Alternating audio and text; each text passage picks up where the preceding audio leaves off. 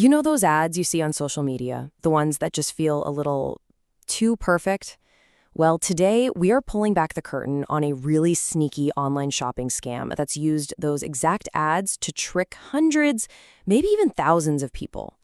We're going to break down exactly how it works, what to look out for, and this is the most important part, how you can actually fight back and get your money. I mean, we've all been there, right? You're just scrolling through your feed, minding your own business, and boom, there it is.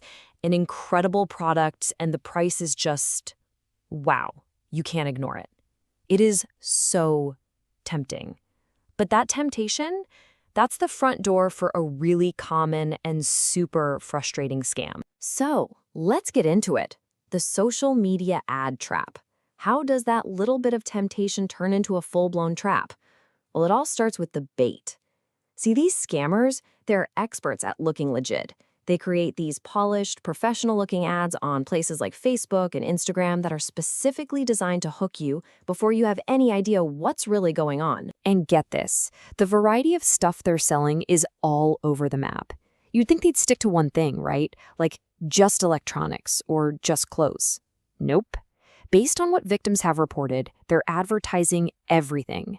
Merrell hiking shoes, professional-grade saw trimmers, even really specific things like a 4D human anatomy model or a weird bad biker Santa decoration. The goal here is pretty clear. Cast the widest net possible and catch anyone, anywhere who's looking for a deal. Okay, so you did it. You clicked the ad, you made the purchase, you're feeling pretty good about it, just waiting for that package to show up. A week goes by, maybe two. But the first real clue that something is seriously wrong, it probably won't come from your mailbox. It's going to come when you take a closer look at your bank statement. And then you see it. A charge from a name you have never seen before. Aiytech Wanchai HK. Wait, what? You didn't buy anything from them. For so many people, this is that stomach drop moment of confusion. And then alarm. It's the moment you realize a total stranger has your money. And this right here shows you the deception perfectly.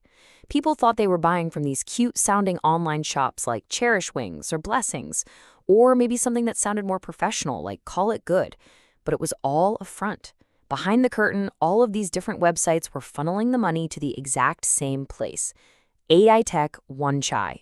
It's a classic bait and switch, and it's built to make the money trail as confusing as possible. This quote from one of the victims just says it all, doesn't it? You can feel the shock and that sense of being violated. It's not even just about the money at that point. It's that feeling of being totally powerless and confused, trying to figure out how some company you've never even heard of got a hold of your account. So, that feeling of confusion, it is definitely not an isolated incident. When you start connecting the dots from all these different reports, you realize this isn't random at all. It's a very carefully planned pattern of deception. So let's pull that curtain back even further and look at the playbook these scammers are using over and over and over again. But what happens if a package actually shows up? Well, honestly, the disappointment is almost universal. As this person put it, they were sent a piece of worthless plastic that is a toy. Another person paid $85 for what they thought was a detailed anatomy model, and they got a tiny, cheap plastic toy instead. See, this isn't just bad quality. It's a deliberate part of the scam. It all follows this predictable 6-step journey that takes you from being a hopeful customer to a really frustrated victim. It starts with that ad you can't resist. You place your order on a website that looks totally legit, but then things start to go wrong. You either get a fake tracking number or just nothing at all.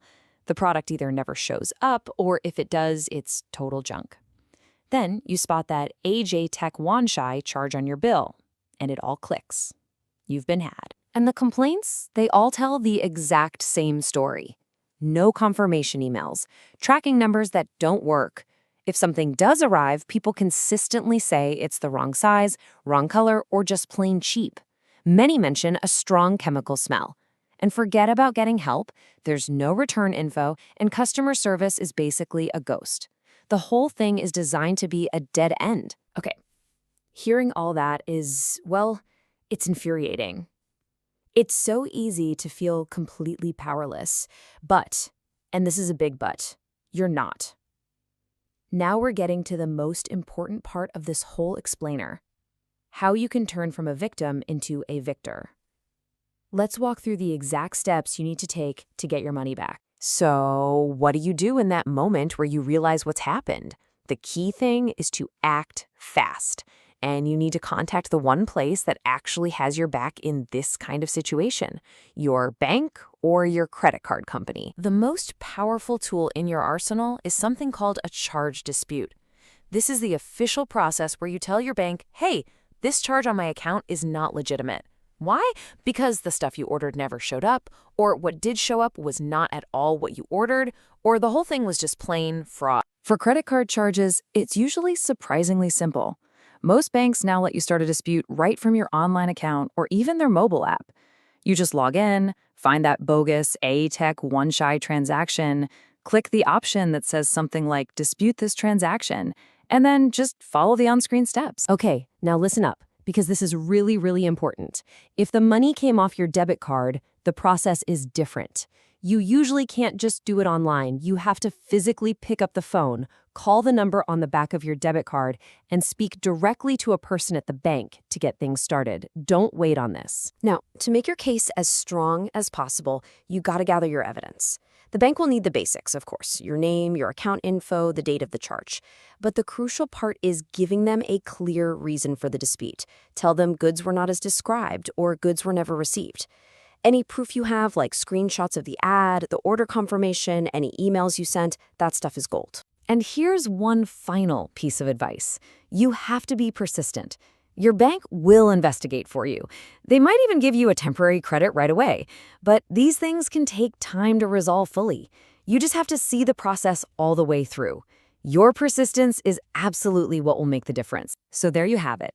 Now you know the entire playbook: the tempting ad, the fake storefront, that mysterious charge, and the junk product that might or might not show up.